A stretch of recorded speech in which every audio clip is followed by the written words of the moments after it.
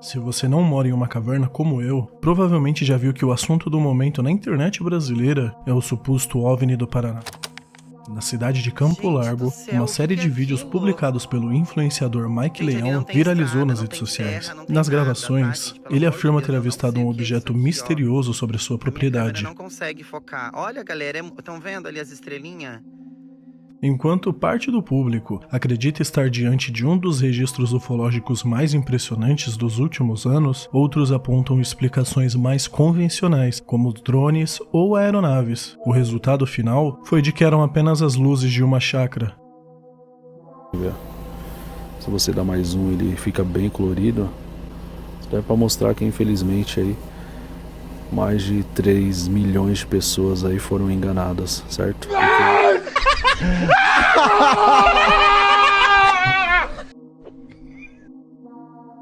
Sim, luzinha piscante de uma chácara. Décadas de ficção científica, milhares de documentários e teorias mirabolantes foram destruídas simplesmente por uma chácara no interior do Paraná. É frustrante mesmo.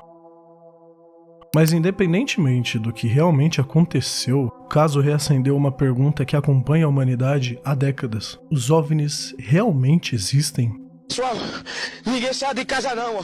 Eu tô aqui, Rodrigo Lancha aqui, ó. Eu tô vendo um objeto no céu aqui, bem grande e enorme. E ele, cheio de luz, se aproximando aqui da gente aqui.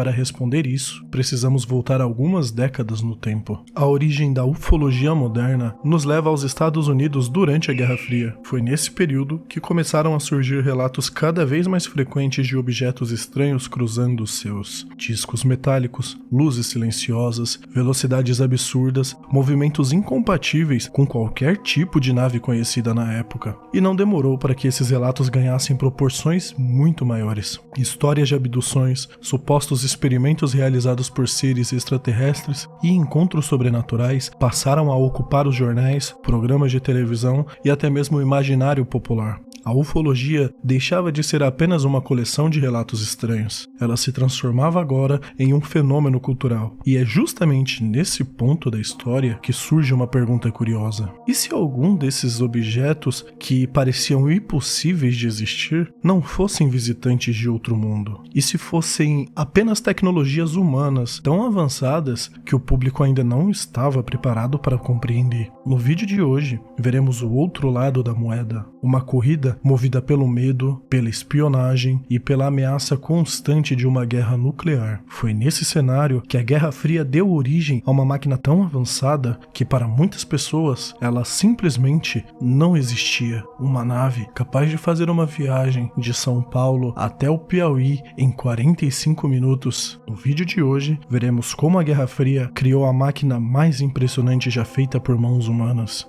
Essa é a história do Lockheed SR-71 Blackbird. Após o fim dos conflitos da Segunda Guerra Mundial, um novo conceito entrou para a história, dividindo o mundo ao meio, a nova ordem mundial. Quem dominaria o planeta? A ideia de um mundo onde cada nação seguia o seu próprio caminho já não parecia mais sustentável. A ascensão do poder bélico humano colocava em xeque o equilíbrio entre as grandes potências, e os arsenais produzidos durante a guerra eram poderosos demais para permanecerem na mão de um possível inimigo. Assim, nasceram dois blocos políticos e econômicos que passariam a ditar os rumos do século XX. De um lado, os Estados Unidos da América, do outro, a União das Repúblicas Socialistas Soviéticas. Pela primeira vez na história, o homem possuía a capacidade de destruir a si mesmo. O medo de uma guerra nuclear crescia a cada ano. Ainda assim, a promessa de influência global e o domínio geopolítico eram sedutoras demais para que qualquer lado abrisse mão das suas armas. E assim começou uma guerra diferente de todas as anteriores. Uma guerra onde os maiores combates seriam travados sem disparar um único tiro no inimigo. Uma guerra fria. Dentre o medo e a ambição, surgiu um novo campo de batalha, a chamada Black Operations, ou simplesmente Black Ops, operações conduzidas longe dos jornais, das câmeras e dos discursos oficiais. Missões onde o objetivo era simples, vencer sem assumir a autoria. Revoluções eram financiadas, governos influenciados. A mídia se transformava agora em uma arma de manipulação. E caso tudo falhasse, havia sempre um plano B apontado para o horizonte.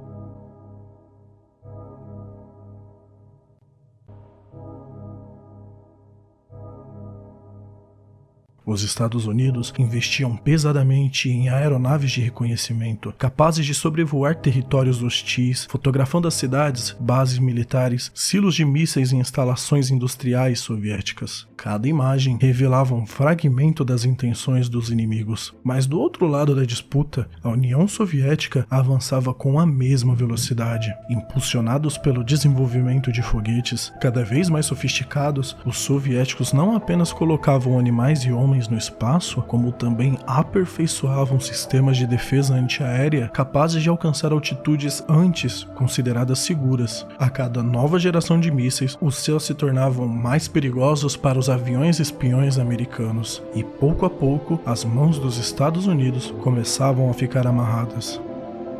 Em 1º de maio de 1960, o piloto da CIA, Francis Gary Powers, decolou de uma base americana no Paquistão rumo à União Soviética. Sua missão: penetrar e fotografar locais estratégicos como bases de mísseis intercontinentais, instalações de plutônio soviéticas e pousar na Noruega. O U-2, e sim, ele tem o mesmo nome da banda, voava a 70 mil pés, mais de 21 quilômetros de altura, e naquela época, os americanos acreditavam que nenhum radar ou mesmo um míssil soviético poderia abater uma aeronave voando a essa altura tão extrema, mas eles estavam errados.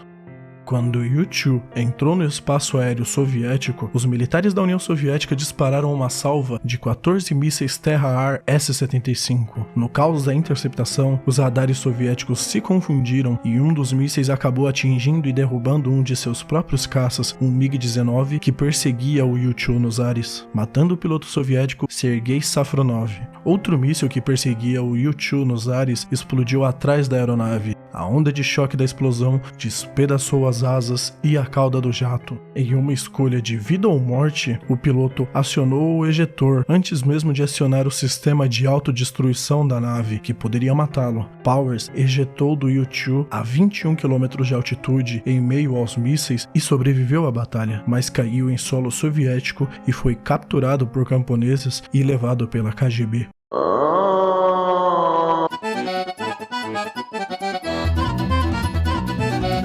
Ainda bem que eu não sou você.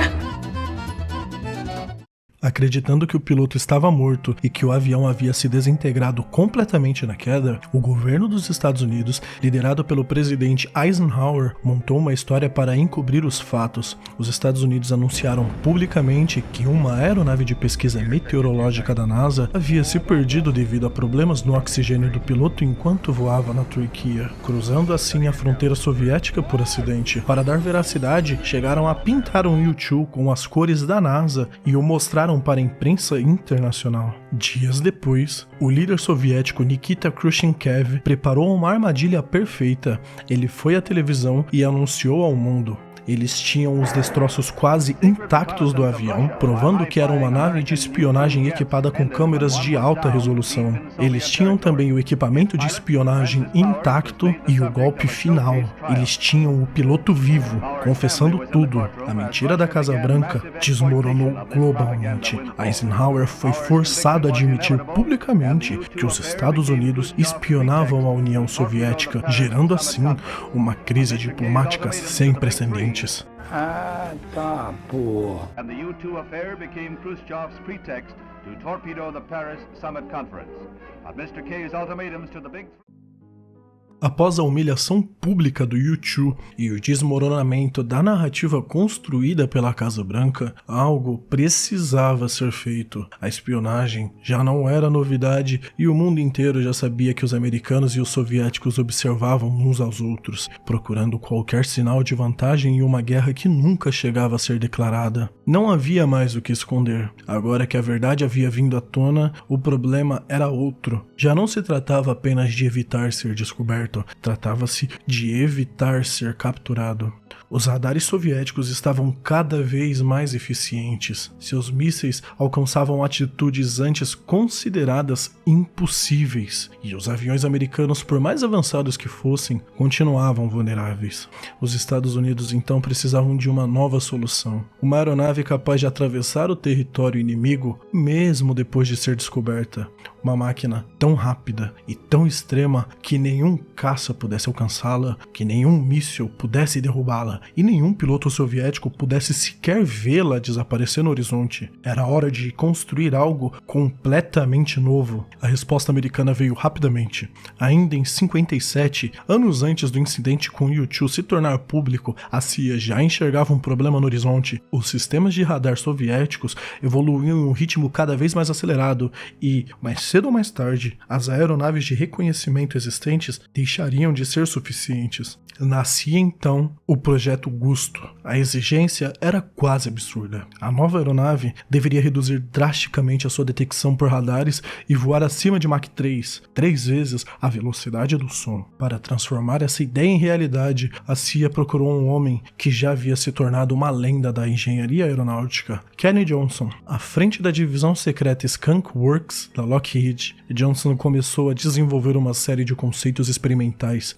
Diversos projetos foram analisados. O 12º chamou a atenção, o Archangel 12. Em 1959, a CIA assinou um contrato para desenvolver a aeronave sob o codinome Projeto Oxcart. O avião recebia a designação A-12. 3 anos depois, em 1962, o segredo finalmente ganhou asas. Em Groom Lake, no deserto de Nevada, uma instalação tão secreta que quase ninguém fora do governo sabia de sua existência na época, o A-12 realizou seu primeiro voo. Hoje, o local é conhecido pelo mundo inteiro como Área 51.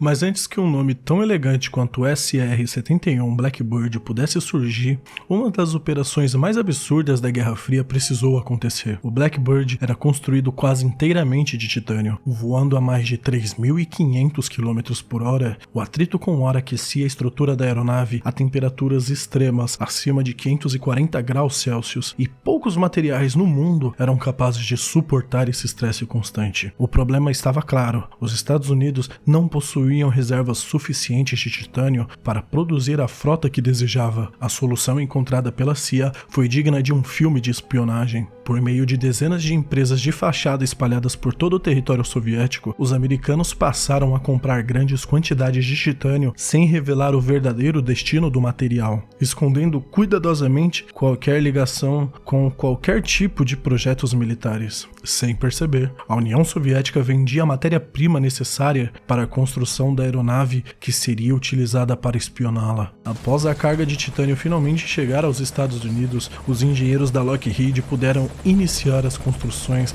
daquela que se tornaria uma das máquinas mais extraordinárias já criadas. Mas construir o Blackbird significava enfrentar desafios que nenhum avião convencional jamais precisou resolver. Voando a mais de 3.500 km/h, o atrito com o ar aquecia a aeronave a temperaturas superiores a 500 graus Celsius. Cada peça da fuselagem precisava ser projetada com uma precisão absoluta para suportar a expansão causada pelo calor extremo durante o voo. Quando estava parado na pista, o SR-71 parecia defeituoso. Pequenas frestas eram visíveis ao longo da fuselagem e os tanques chegavam a vazar combustível enquanto a aeronave permanecia em solo. Para qualquer leigo, aquilo parecia um erro grave de projeto, mas era exatamente o contrário. Os engenheiros sabiam que, ao acelerar para velocidades superiores a Mach 3, o calor gerado pelo atrito com a atmosfera faria toda a estrutura se expandir. Assim, as folgas desapareceriam, as peças se encaixariam e a nave finalmente assumiria a forma para o qual havia sido projetada. O SR-71 era uma máquina tão extrema que precisava aquecer milhares de toneladas de metal antes de funcionar da maneira correta. E o mais impressionante é que essa transformação acontecia durante o próprio voo da aeronave. Conforme acelerava, além da velocidade do som, o calor gerado pelo atrito com a atmosfera faziam toneladas de titânio se expandirem, corrigindo imperfeições que em solo pareciam defeitos de fabricação. Poucos minutos após a decolagem, a aeronave deixava de ser um conjunto de peças aparentemente imperfeitas e se transformava exatamente na máquina imaginada por seus engenheiros. Because what they're chasing can outrun and outclimb any threat. a plane engineered to be invulnerable. Não era apenas o seu corpo negro e intimidador que tornava o Blackbird tão fascinante. O SR-71 era ao mesmo tempo uma das aeronaves mais discretas e uma das mais barulhentas já construídas. Voando a mais de 25 km de altitude, ele permanecia muito acima da maioria das aeronaves comerciais. Para um efeito de comparação, os aviões de passageiros costumam voar entre 10 e 12 km de altura. Se já é difícil enxergar uma aeronave comercial cruzando os céus em um dia limpo, imagine identificar um objeto negro voando a mais que o dobro dessa altitude. Para quem estava em solo, o Blackbird era pouco mais que um ponto escuro perdido no horizonte, mas essa descrição terminava no momento em que ele ultrapassava a velocidade do som. Ao voar acima de 1.200 km por hora, o SR-71 espremia o ar à sua frente. O som da aeronave voando não era mais rápido do que ela, então uma pressão gigantesca se formava na frente do avião, enquanto voava rasgando os céus. O resultado era uma cena quase contraditória e ao mesmo tempo extraordinária. Um ponto negro e silencioso cruzando o horizonte, e então, segundos depois, em velocidades extremas e alturas ainda mais superiores, chegava o estrondo.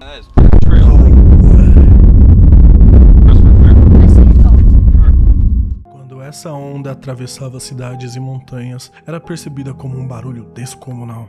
O famoso boom sônico, um som tão intenso que poderia sacudir construções, estilhaçar janelas e fazer pessoas acreditarem que uma explosão acabou de acontecer. Era como ouvir um trovão sem relâmpago. A diferença é que neste caso a tempestade era negra e cruzava os céus a 3.500 km por hora, mas a velocidade também não era o único charme do Blackbird. O SR-71 operava a mais de 80 mil pés de altitude, tão alto que seus pilotos descreviam a experiência como voar na fronteira entre a atmosfera e o espaço. Nessas condições extremas, uma simples falha de pressurização poderia ser fatal. E por esse motivo, a tripulação utilizava os trajes pressurizados David Clark S-1030, equipamento muito mais próximo de trajes espaciais do que um simples uniforme de piloto. Sem essa proteção, a pressão atmosférica seria tão baixa que os fluidos do corpo humano começariam simplesmente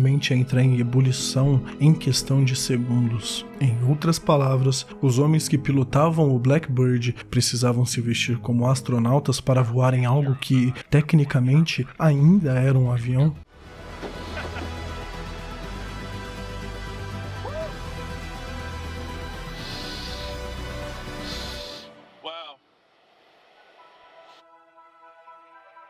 That is incredible. The atmosphere is now below us, so when you look up, you see the dark black vastness of space.